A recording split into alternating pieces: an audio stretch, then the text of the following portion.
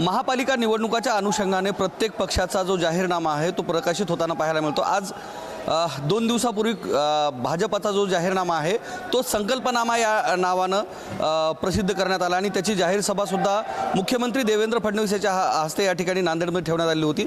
आज काँग्रेसचा जो जाहीरनामा हा जो आहे तो प्रसिद्ध करण्यात आलाय आणि या जाहीरनाम्याला वचननामा असं नाव देण्यात आलं आहे। आपल्यासोबत काँग्रेसचे ज्येष्ठ नेते व माजी प्रदेशाध्यक्ष माणिकराव ठाकरे आपल्यासोबत आहेत।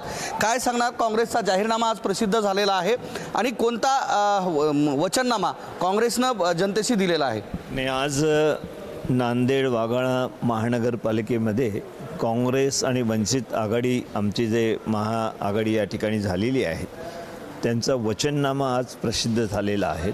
ज्या वचननाम्यामध्ये नांदेड शहराच्या सर्वांगीण विकासाच्या दृष्टिकोनातून त्या ठिकाणी उल्लेख करण्यात आला आहे। पिण्याचं पाणी असेल, रस्ते असेल, गटारी असेल, गोदावरी नदीचा काठवा डेव्हलप करण्याचा विषय असेल किंवा सामाजिक दृष्टिकोनातून मग सर्व स्तरावर महिलांसाठी त्या ठिकाणी शौचालय असेल किंवा तशा प्रकारची व्यवस्था असेल, इतरसुद्धा मुस्लिम समाजामधल्या शाळा असेल किंवा त्या बांधवांकरतासुद्धा ज्या सुविधा नाही आहेत शहरामध्ये त्या सुविधा देण्याच्या विषयाच्या संदर्भात असेल। या एकूणच वचननामा म्हणजे भविष्यामध्ये निवडून आल्यानंतर जी काही कामं राहिली आहेत ती कामं आणखी वेगाने करण्याच्या दृष्टिकोनातून वचननाम्यामध्ये जाहीर केलेलं आहेत। आणि या ठिकाणी एक स्पष्ट आहे की नांदेड शहर नेहमीच काँग्रेस पक्षाच्या विचाराचं शहर राहिलेलं आहे। काँग्रेसचे विचार हे सर्व धर्मातील लोकांना सोबत घेऊन जाण्याचे विचार आणि त्याच विचाराने या देशामधलं जे काँग्रेस पक्षाचं नेतृत्व आहेत ते सुद्धा सातत्याने त्याच विषयाला धरून आम्ही या ठिकाणचं समाजकारण राजकारण करतो।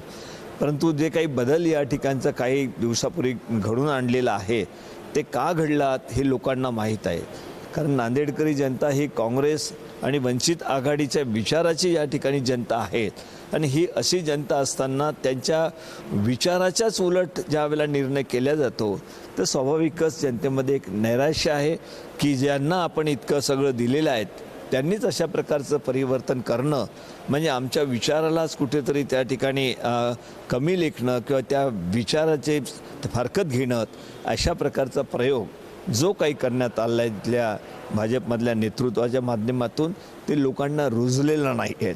म्हणून नांदेडकरी जनता ही काँग्रेस पक्षाची आणि वंचित आघाडीच्या विचाराची आहेत। सर्व धर्मातील लोकांना सोबत घेऊन जाण्याची भूमिकेचे या ठिकाणची जनता आहेत। त्यामुळे ह्या ठिकाणचं परिवर्तन निश्चित आम्हाला अपेक्षित आहे। तशा प्रकारचं जनतेला सुद्धा वाटतं आहे की काँग्रेस पक्षाचे विचारच या शहरामध्ये असले पाहिजेत आणि त्या दृष्टिकोनातून जनतासुद्धा मतदान करतील अशा प्रकारचा ठाम विश्वास आम्हाला आहे। गेल्या 50 वर्षापासून काँग्रेसची एक हाती सत्ता नांदेड जिल्ह्यावर राहिलेली आहे आणि त्या माध्यमातून अनेक विकास कामं या ठिकाणी दिसतात, कारण सत्ता असली म्हणजे विकास कामं आलीच। आणि या दरम्यान शिवसेना आणि भाजपा याच्यामध्ये जे विकास कामांवरून कुरघोडी होताना पाहायला मिळते। जी कामं काँग्रेसने केलीत ही तुमच्यासुद्धा वचननाम्यामध्ये दिसत नाहीत। हे तुमचाच वचननामा आहे ज्याच्यामध्ये ती फोटो असणं अपेक्षित होतं, फक्त याच्यामध्ये वचनबद्धता दिलेली आहे आणि केवळ 2 पेजेसचा हा वचननामा ठेवलेला आहे। या गोष्टीकडे कसं पाहता? तुम्हाला जनतेला ही कामं दाखवायची नाही आहेत का? प्रश्न हा आहे की या ठिकाणची जी कामं झाली असेल, तुम्हीच उल्लेख केला का काँग्रेस पक्षाच्या सत्तेमध्ये झाली, काँग्रेस पक्षाच्या वेळेला झाली। म्हणजे स्पष्टपणे आहे की काँग्रेस पक्षाच्या वेळेला जरी कामं झाली असेल ती काँग्रेस पक्षाला क्रेडिट जातं, त्याचं एखाद्याला क्रेडिट जात नाही। आणि तशा प्रकारची जर कामं या ठिकाणी झाली असेल तर ते काँग्रेस पक्षाच्या विचाराच्या लोकांनी नेहमी काँग्रेसच्या हातामध्ये नांदेडकरी जनतेने सत्ता दिलीत, जिल्ह्यातील लोकांनी सत्ता दिलीत, यामुळे या ठिकाणचा विकास होऊ शकला।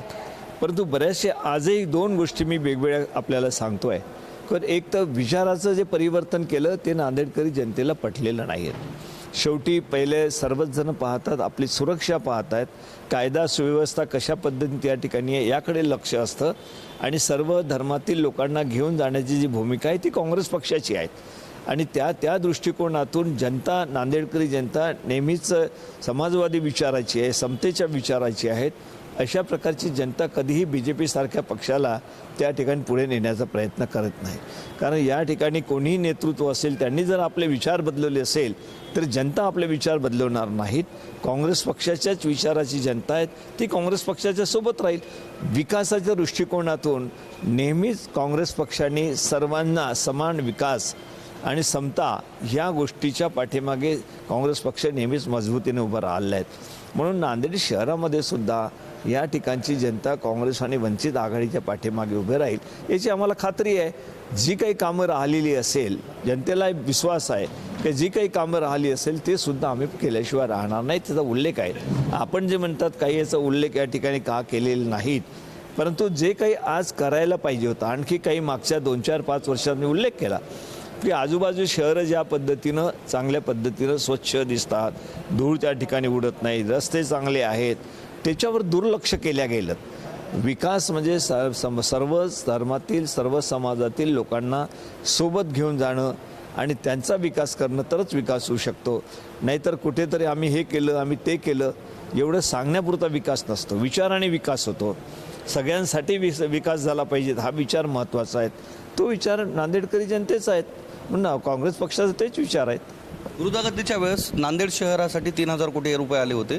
त्यावेळेस नांदेड शहर हे आयलंडच्या धर्तीवर या ठिकाणी रस्ते बनवण्यात आले होते. आता जाहीरनाम्यामध्ये जे संकल्पनामा आहे त्याच्यामध्ये नांदेड शहर हे इंदोरच्या धर्तीवर बनवण्याचा संकल्प ठेवण्यात आलेला आहे. तुम्ही या गोष्टीकडे कसं पाहता? आयलंड झाले दिसले तुम्हाला? याच्यामध्ये मला सुरुवातीपासून माहीत आहे की या ठिकाणी नांदेड शहर हे मराठवाड्यामधलं अत्यंत महत्त्वपूर्ण शहर आहे. याला महत्त्व आहे तेवढ्या प्रकारे आणि या शहराला आणखी चांगल्या प्रकारे डेव्हलप करता आलं असतं, करू शकले असते. कारण अलीकडच्या काळामध्येच मोठ्या प्रमाणामध्ये शहरामध्ये सुद्धा वाढ झालेली आहे, शहरामध्ये विकास झालेले आहेत आणि समस्याही शहरामध्येच निर्माण झाल्या, ते मान्य करावं लागेल. पण ते होऊ शकलं असतं, परंतु त्याकडे दुर्लक्ष करण्यात आलं. का दुर्लक्ष केलं गेलं ते विचारणा संबंधित त्यावेळेच्या जे काही नेतृत्व असेल त्यांच्याकडे आपण केली पाहिजे. पुण्यामध्ये भाजपा आणि राष्ट्रवादी काँग्रेस म्हणजे अजित पवार हे एकमेकांसमोर उभं टाकताना पाहायला मिळतात. मेट्रोवरून अजित पवारांनी असे आरोप केले आहेत की पुण्याला मेट्रो संदर्भात 4 वर्ष झुलवत ठेवण्याचं काम भाजपानं केलं आहे. हे वक्तव्य तुम्ही अजित पवारांच्या ह्या वक्तव्य दोघं बी सत्तेत आहेत. तिन्ही पक्ष जे आहेत बी जे पी असेल शिवसेना असेल हे तर RSSशीच जोडल्या गेलेली आहेत. त्यांनी RSSच्या सगळ्या शिबिरांना उपस्थिती त्यांची जी दिसून येत आहे त्यामुळे त्यांचे आणि RSSचे आणि दोन्ही पक्षाचे विचार काही वेगळे राहिलेले नाहीत. परंतु अजित पवारांना त्यांनी जे त्या ठिकाणी सत्तेमध्ये घेतलेलं आहेत, अजित पवारांची मजबुरी असेल ते सत्तेमध्ये त्या ठिकाणी गेलीत. परंतु एक गोष्ट स्पष्ट आहे की अजित पवारांचा वापर ते सामाजिक दृष्टिकोनातून जी मतं सर्व धर्मसमूहाच्या ज्या विचाराची मतं आहेत तीच त्या ठिकाणी विभागणी करण्याकरता अजित पवारांचा ते पद्धतशीरपणे उपयोग करून घेत आहेत. मग ते मुंबई शहरामध्ये असो कुठेही असो की अजित पवारांचा वापर त्यांच्या फायद्याकरता BJP आपल्या करून घेत आहेत. तशा पद्धतीने स्टेटमेंट करतायत, तशा पद्धतीने त्यांची पावलं आहेत ही लोक आता समजून गेलेली आहेत. त्यामुळे लोक आता मूर्ख बनणार नाही आहेत. हे युती सरकार जे आहेत, युतीमधले तिन्ही नेते जे आहेत हे एकत्रपणे त्या ठिकाणी लोकांना मूर्ख बनवू शकत नाहीत. या ठिकाणचे कोण काय बोलतो का बोलतो आहेत, निवडणुकीच्या वेळेलाच का सुस्त आहे अशा प्रकारे एक दुसऱ्याच्या विरोधात बोलणं, त्यांना काय घडून आणायचं आहे. शेवटी काँग्रेसच्या मतामध्ये कुठेतरी विभागणी झाली पाहिजेत हा त्या पाठीमागचा दृष्टिकोन आहे. हे आता सूर्यप्रकाश इतकं स्पष्ट आहे. प्रत्येक ठिकाणी बारकाईनं आपण निरीक्षण करा. या संपूर्ण राजकारणामध्ये कुठेतरी वेगळ्या दिशेने राजकारण पूर्णपणे कंट्रोल जे आहेत ते BJP करतायत सर्वांना आणि त्यांच्या सोयीप्रमाणे सगळ्यांचा वापर ते करतायत. बावनकुळे म्हणतात की 70,000 कोटीची फाईल अद्याप बंद झालेली नाही आहे. 70,000 कोटीची फाईल बंद झाली नाही तर त्यांना कोणी हात धरून ठेवले होते? आतापर्यंत त्यांच्या प्राईम मिनिस्टरने अशा प्रकारचा उल्लेख केल्यावर त्या संदर्भाची इन्क्वायरी का नाही झाली? लोकांसमोर का नाही आलं? कशासाठी नाटक केलं? सत्तेसाठी. तुम्हाला सत्तेमध्ये बसायचं होतं म्हणून तुम्ही सगळ्यांशीच हातमिळवणी केलीत आणि शेवटी जबाबदारी तुमची आहे. तुम्ही नाही केले आहेत, तुम्ही सगळेच काँग्रेसमधून असलेले ज्यांच्यावर ED CBI जे काही तुम्ही लावले आहेत, दहशत निर्माण करून सगळ्यांना सोबत घेण्याचा प्रयत्न तुम्ही चालवलेला आहे, हे आता सगळे उघड झालेले आहेत. तुम्ही राजकारणामध्ये एक BJP साधनसुचीचा पक्ष म्हणून सगळ्यांना सांगत होते की आमचा पक्ष म्हणजे फार विचाराने चालतो आहे, आम्हाला कुठलीही चुकीची गोष्ट वाईट गोष्ट आम्हाला मान्य नाहीत. परंतु आज सगळ्यात जास्त वाईट गोष्टी जर भरल्या असतील तर तुमच्या पक्षामध्ये भरलेल्या आहेत. हे जनता पाहते आहेत. एक दिवस तो येईल की जनताच आपल्या हातामध्ये हे घेऊन पूर्णपणे तुम्हाला धडा शिकवल्याशिवाय राहणार नाहीत. ते वेळ आता दूर नाहीत असं मला वाटतं. लातूरमध्ये प्रदेश अध्यक्ष रवींद्र चव्हाण यांनी जे वक्तव्य केलं की विलासरावांचं नाव पुसण्याचं वक्तव्य ज्यांनी केलं आहे, त्या गोष्टीकडे खरंच विलासरावांचं नाव पुसता येईल इतकं सोपं आहे? विलासरावांच्या संदर्भामध्ये जे त्यांनी विधान केलं अत्यंत दुर्दैवी आहे. जेवढा निषेध करावा तेवढं कमी आहे. तर विलासरावांनी या संपूर्ण महाराष्ट्राला घडवण्याचं काम केलं. सुसंस्कृत राजकारणी म्हणून विरोधी पक्ष जरी असेल तरी त्यांनी खालच्या पातळीवर कधीही अशा प्रकारचं वक्तव्य त्यांनी कधीच केलेलं नाही आहेत. आणि अशा प्रकारचे एक विलासराव एक नेतृत्व केलं राज्याचं, त्यांच्या विरोधामध्ये असं बोलणं, एक तर त्यांनी डोकं वापरून ते बोलले नसतील असं माझं स्पष्ट मत आहे. का BJP त्यांचं जे फडणवीस त्याला मान्यता आहे का फडणवीसांची की बरोबर अध्यक्ष बोललेत म्हणून? त्यांच्या नरेंद्र मोदीजी आहेत त्यांची मान्यता आहे का की बरोबर बोललेत म्हणून?